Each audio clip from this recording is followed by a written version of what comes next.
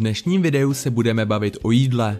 Konkrétně vám představíme 10 nejzdravějších potravin, které se naprosto běžně vyskytují ve většině domácností.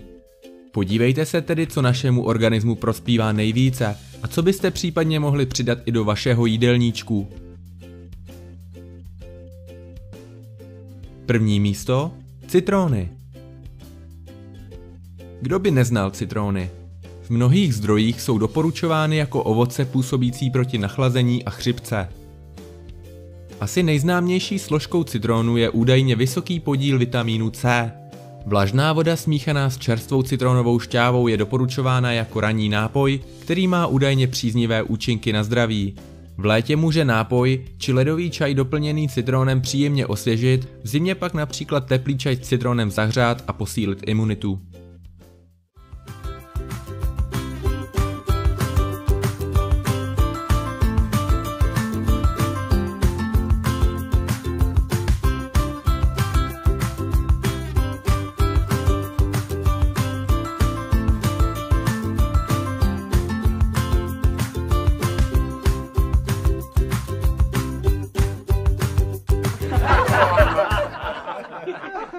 Druhé místo – brokolice.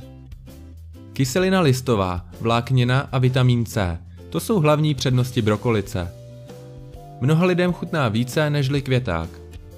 Jedna středně velká brokolice obsahuje více než 100% denního příjmu vitamínu K a téměř 200% doporučené denní dávky vitamínu C, tedy dvou základních stavebních živin důležitých pro zdraví kostí.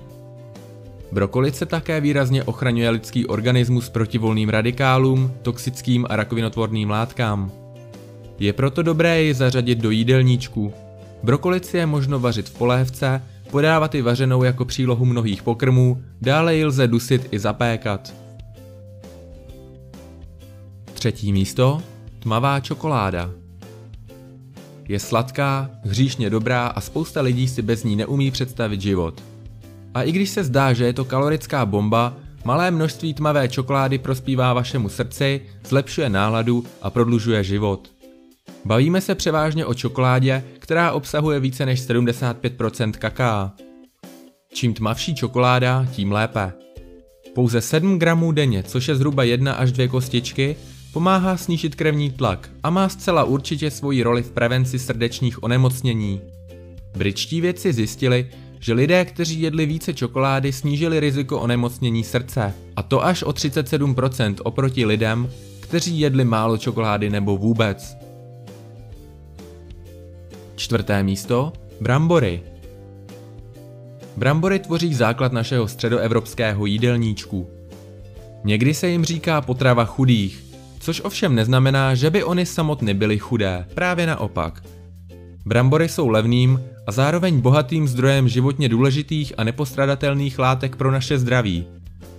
Jsou skvělým zdrojem minerálů nezbytně nutných pro zdraví našich orgánů a jejich správnou funkčnost.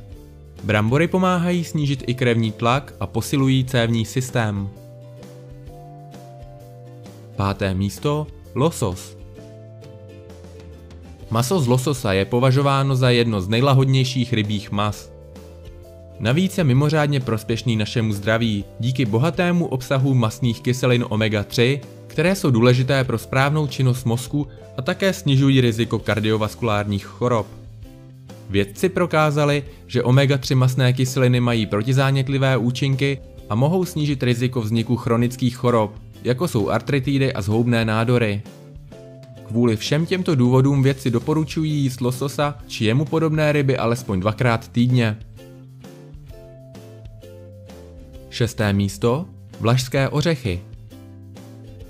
Vlašské ořechy jsou doslova nabité cennými látkami. Obsahují zejména rostlinné omega-3 mastné kyseliny, vitamíny E, B6, vlákninu a další. Vlašské ořechy obsahují nejvíce omega-3 mastných kyselin ze všech ořechů vůbec. O jejich účincích jsme si řekli už u lososa. Ořechy dále působí na nervy a mozek. Zlepšují soustředění, paměť a dokonce snižují riziko vzniku Alzheimerovy nemoci. Sedmé místo – avokádo. I když je avokádo ve skutečnosti ovocem, není sladké a nemá ani nějak zvlášť výraznou vůni. Nezacházíme s ním ani jako s klasickým ovocem. Pravděpodobně si ho ráno nedáte do jogurtu společně s cereáliemi. Místo toho působí jako zdravá alternativa másla, tučných pomazánek a dipů. Obsahuje totiž až 20% tuku, který je z valné části zastoupen ve formě zdraví prospěšných nenasycených mastných kyselin. Jedno avokádo obsahuje až 23% denní dávky kyseliny listové, která také výrazně snižuje riziko mozkové mrtvice. Možná pro jeho úžasné nutriční složení se někdy avokádo označuje jako nejzdravější potravina. 8. místo. Česnek. Nejedno jídlo by bez česneku nebylo ono. Kromě nezaměnitelné chuti je ale česnek nepostradatelný i pro naše zdraví. Jako prevence nejrůznějších neduhů a onemocnění se česnek používá od pradávna. Je také často označován jako přírodní antibiotikum vzhledem k jeho antibiotickým, antibakteriálním a protizánětlivým účinkům. Také bylo prokázáno, že snižuje hladinu cholesterolu a nezdravě vysokého krevního tlaku. Účinky česneku na lidské zdraví jsou obrovské, stačí ho konzumovat i jen párkrát týdně. 9.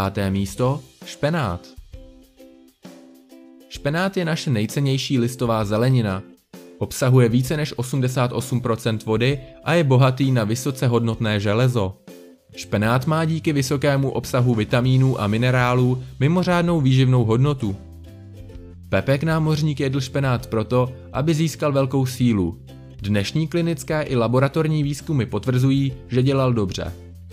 Navíc se zjistilo, že špenát lze využívat k ochraně sítnice a zraku obecně.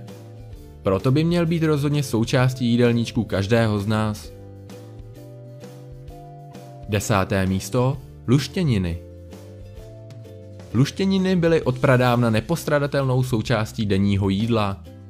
Dnes, kdy je možno snadno vyprodukovat mnoho jiných potravin, se jich používá dost málo, což je škoda, protože jsou zdravé, levné a mohou být připraveny velmi chutným způsobem. Mnohé z nich mají dokonce i léčebné účinky. Říká se, že v životě jsou ty skutečně potřebné věci buď úplně zdarma, nebo za babku. Pokud se týká stravy, tak luštěniny tuto lidovou moudrost jen potvrzují. Děkujeme, že jste video sledovali až do konce. Napište nám dolů do komentářů, jaké potraviny máte nejradši vy, nebo naopak jaké nesnášíte. Pokud se vám video líbilo, nezapomeňte dát like a pokud je toto první video, které od nás vidíte, klikněte na tlačítko odebírat, aby vám už nic neuniklo.